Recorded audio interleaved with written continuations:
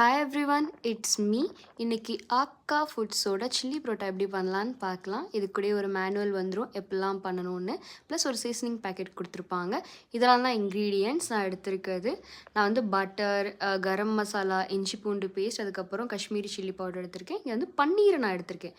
நான் பன்னீர் வந்து chicken 65 பவுடரில் marinate பண்ணி எடுத்துக்கிறேன். நீங்கள் வந்து சிக்கன் இல்லாட்டி மஷ்ரூம் ட்ரை பண்ணலாம்.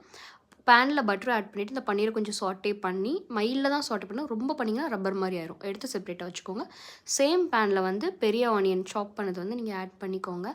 இது வந்து கண்ணாடி பதத்துக்கு தான் வரணும், ப்ரௌன் கிடையாது. கண்ணாடி பதத்துக்கு வந்ததுக்கப்புறம் தான் கொஞ்சம் க்ரன்ச்சி ஃப்ளேவர் உங்களுக்கு கிடைக்கும். அது கூட இஞ்சி பூண்டு பேஸ்ட்டை ஆட் பண்ணிக்கோங்க. அது நல்லா கொஞ்சம் சாட்டே ஆனதுக்கப்புறம் அந்த அந்த வாசனை போனதுக்கப்புறம் கொஞ்சம் பல்ஸில் கொடுத்து வச்ச டொமேட்டோ ஆட் பண்ணிக்கோங்க, இல்லாட்டி ஃபைன் சாப் பண்ண டொமேட்டோ ஆட் பண்ணிக்கோங்க. தென் வந்து கொத்தமல்லி, புதினா சாப் பண்ணி வச்சதை ஆட் பண்ணிக்கோங்க.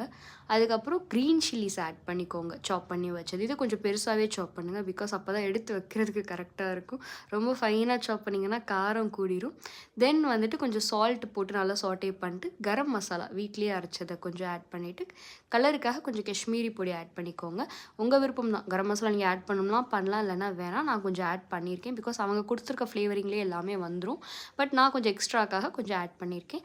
தென் 200 ml வாட்டர் ஆட் பண்ணிக்கோங்க. ஆட் பண்ணிவிட்டு அவங்க கொடுத்த சீசனிங்கை வந்து நீங்கள் ஆட் பண்ணிக்கோங்க. ஆட் பண்ணிட்டு நல்லா ஒரு கொதி வந்ததுக்கப்புறம் அந்த சில்லி பரோட்டா பார்க்க சிப்ஸ் மாதிரி இருக்கும், அந்த சில்லி பரோட்டாவை வந்து நீங்கள் ஆட் பண்ணிக்கோங்க மேலே. நல்லா ஆட் பண்ணதுக்கப்புறம் நல்ல ஒரு ஸ்டர் கொடுத்துக்கோங்க.